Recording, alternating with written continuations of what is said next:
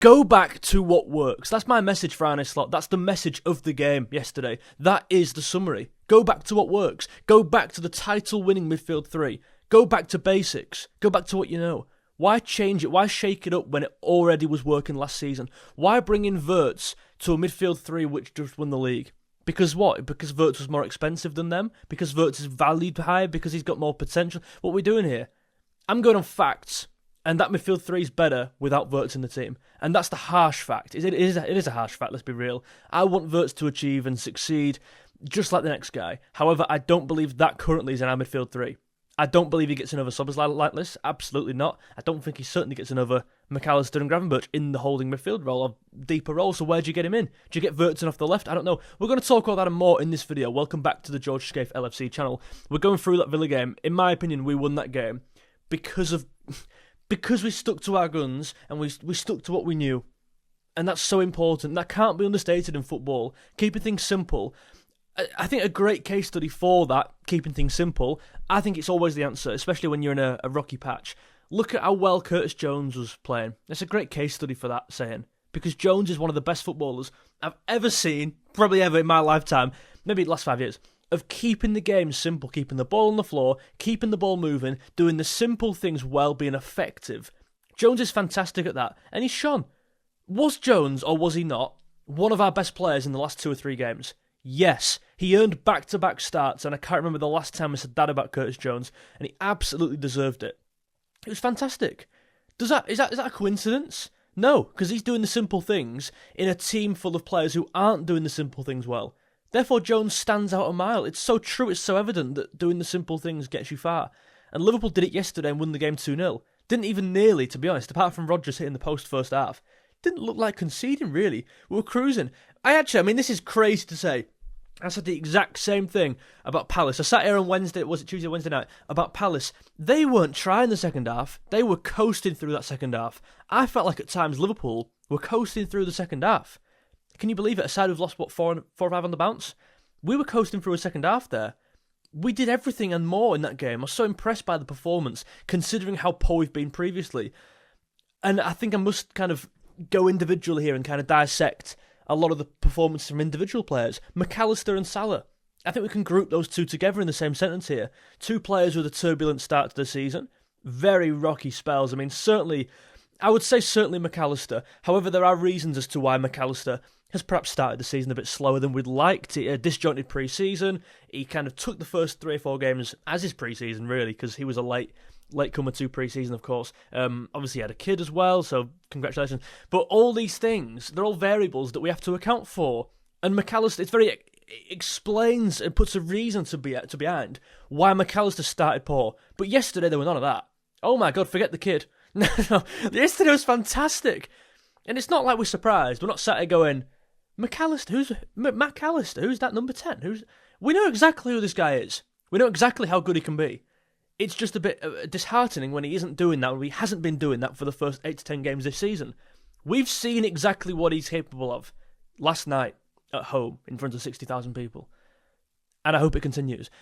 That is such an impressive performance as well, when you consider and put the context around it of playing midweek, one of the only players with Robertson to play midweek, again, after a really poor season as well. Both of them things really do make it more impressive, how good he was yesterday.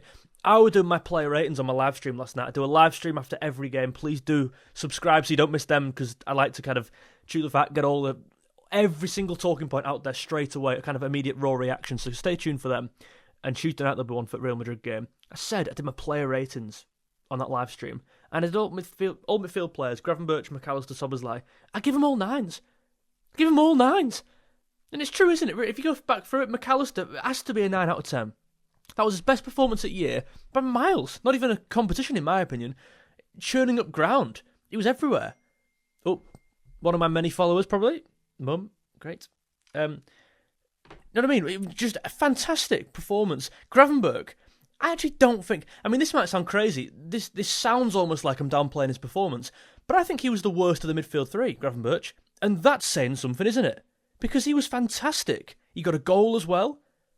But I don't believe that is nowhere near Gravenberch at his best right there. And I give him a 9 out of 10. 8.5 out of 10. Easily. He scored the goal.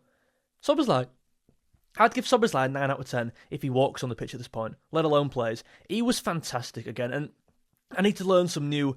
I need to get a thesaurus for Christmas, I think, because my vocabulary around Dominik Szoboszlai is becoming so limited. So frequently I'm coming in here going, what a fantastic, magnificent, amazing player, but they're just like not good enough. They don't sum up how good he actually is. He's the closest thing to Steven Gerrard that I've seen in a Liverpool shirt. I think you could look at a profile like Wijnaldum in terms of being that box-to-box midfielder, doing it at both ends.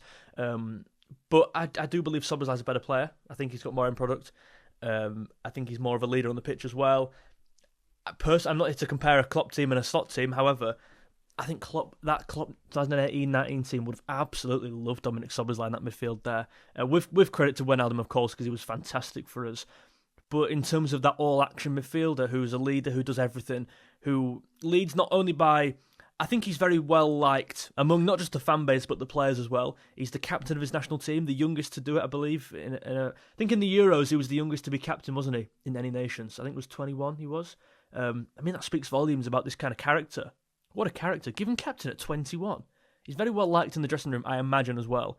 Be very surprised if he wasn't, because he leads by example on the pitch, off the pitch. I think he's great. I can't fault him. I literally can't put a... You know, like if you were going to talk about McAllister, you go, oh, fantastic football, but at times, maybe a bit too slow, bit leggy at times this year. You could definitely make them negative comments about McAllister, and they'll be entirely fair. You could talk about Gravenberch. Fantastic, elegant player. What a fantastic footballer. Maybe a bit slow. At times, bit slow, maybe not leggy, but certainly slow to get off the mark. They're very fair comments. With Szoboszlai, I'm really struggling to think of a negative here. I can't think of one. He runs. He's a leader. He's got output. Big moments. Engine. Tackling ability. Physical. Passing range. Striking a ball. Crossing a ball. You need more? We could go through. I also, what I really found interesting with Szoboszlai yesterday, I feel like he was taking up a more deeper role at times, but he wanted to get on the ball more. That's clear. That's a player who's clearly so confident right now. That's a player who's in his groove, in his stride, taking each game in his stride, sorry. He's so clearly backing of his own ability. He so obviously wants to impact the game for the team, and he wants to be the guy doing that, whether it's driving us up the pitch, whether it's being the guy on the edge of the box, passing the ball. There were so many times we put a cross in yesterday, Konza heads it out and comes straight to Szoboszlai. It always he's like a magnet, just falls to him. Either that's luck or it's clever placement and he knows exactly where to be. I believe he's so intelligent, but he wants the ball more than anyone else. And that's such an underrated part of football. We see so many times players so clearly good, but maybe getting lost in the game. I look at Xavi Simons, that's a great one. I watched Spurs yesterday. Fantastic, he's so clearly talented, but that confidence ain't there. He don't want to come short to receive the ball and turn and take someone on. Szoboszlai does. And I tell you who else did, and I touched on him previously, and I said I'd go back to him. Mo Salah, fantastic performance yesterday. Excellent. A talk about coming short to receive the ball, backing your own ability, turning, making something happen. Did that multiple times yesterday. Sharp. Much sharper than what we've seen before. And I must say, he set a pretty low bar this season, I will say that. However, that performance there was what we know and love. I was pleasantly surprised to see it. I didn't think it would come today, to be honest with you. I don't think that's crazy to say, by the way. Me saying I didn't think Salah will play very well, because he hasn't been playing very well. I said against Man United, it's Man United here, Salah will have a good game.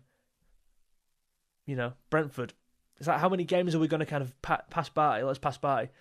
And Salah just coasts and becomes a passenger. We're almost used to it, right? I think we talk a lot about as fans about Salah. This needs to be the game. He needs to pick it up this game, but he just never does. So we've almost stopped talking about it now. And I feel like the one time no one's spoken about Salah needs a big performance was probably today. And he did it. So fair play to Salah. Ekitike, fantastic. This guy, I'll do my player ratings, and I thought 8 out of 10, 9 out of 10. It was probably that good. His touches were probably 9 out of 10 level. I just don't believe he touched the ball enough. And that's a compliment, because I want him on the ball more. So I give him an 8.5, I think, or an 8 out of 10. I think you give him an 8, actually. He's just so likeable. The fans have instantly bought into him. He's one of the first names on the team sheet, in my opinion, now. Even when Isak comes back. I think he offers so much going both ways. Defensively, a much improved game. I'd say actually, that's the one thing you can maybe pick up with Ekitike, is not his work rate, not his energy, not his effort. That's never questioned that once. It's maybe the pressing patterns, and it's maybe where to be at the right time. And that's not even a criticism on him. That would be a criticism, a fair one, on any new signing into any team in the world, because you don't know the guys next to you too well. You don't know the patterns well.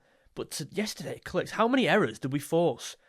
That was either us being really great on the press or them being terrible on the ball. It was perhaps a mixture of the two, because I thought they were actually quite poor at times, certainly in the first half hour, misplacing passes. But I do think the pressure we put on, helped by Dominic Szoboszlai making that front four, it was just so noticeable. And that's what I think we've got to end that on. Just a quick note on on Bradley, really good game, much improved. Second half, certainly fantastic. Robertson as well, defensively, his best game of the season. It was certainly one of them, right? Excellent stuff. Brilliant. Konate, really good. That's probably Konate's maybe third best game this year. I'd say behind Arsenal, Man United, both good games. Konate, very, very impressive. Maybe the Champions League game as well when he scored. Mamardashvili made a great save, by the way. No one's speaking about that. What a fucking stop that was. Right-hand across goal as well, like that. He dived across. Fantastic save. That goes in, different story. No one's giving him credit, though. So, Gakpo's the only player I could probably not talk too much about here. And you know I love Gakpo. Oh my God, one game does not change what I think about him. The problem is that one game will reinforce the already false narratives people are running about him, which is a shame. It is a shame. Ignore Gakpo for now. People are saying Wirtz should come in next game as a left winger. And that's what I want to end this video, to be honest, because I feel like I've got a lot off my chest here. I've covered a lot of necessary points. I think the talking point will be, where'd you get Wirtz in? Obviously, we just won 2-0 at home there. Wirtz wasn't in the team. It speaks a lot about him, perhaps, unfortunately for him, that we'd won the game without him in the side. But then you can't leave 100 and whatever it was million on the bench. So do you put him in the middle? No, for me. I don't think he gets over Szoboszlai. Do you put him off the left? Maybe, yeah. I think more likely to play off the left than the middle over Gakpo. I really hesitate dropping Gakpo. I think the word dropping and Gakpo should not be in the same sentence. Because this player should not be dropped. He's not put the performances in to make it worthwhile dropping him. He's been really good. He's been really good. I'm not going to go into it. I would love to do a video solely on Gakpo. And I think that's much needed at this point because we're a lot of games in now. I think after 4 games, 5 games, you've maybe not got an idea. Or if you've not seen enough of him to maybe make a great judgment and to voice your opinion confidently. But now, after 10, 12 games, I think we can all sit here confidently and back our own opinion. I've seen enough from Gakpo this year to believe he's a really great asset for this team. And he's been great this year. Does a bad performance yesterday mean he's dropped out of the team for Wirtz? Probably not, in my opinion. But I do hear the idea of Wirtz playing off the left. I don't see what harm it can do. It certainly couldn't be much worse than yesterday. I think it's an option. I think it's definitely an option. I'll be stunned if we go into Real Madrid without McAllister, Gravenberch and Szoboszlai. Absolutely stunned. Certainly against a team like that. Szoboszlai's legs will be needed in that game. They'll have a lot more of the ball than Villa did today. I think Salah will start. I think Ekitike will start.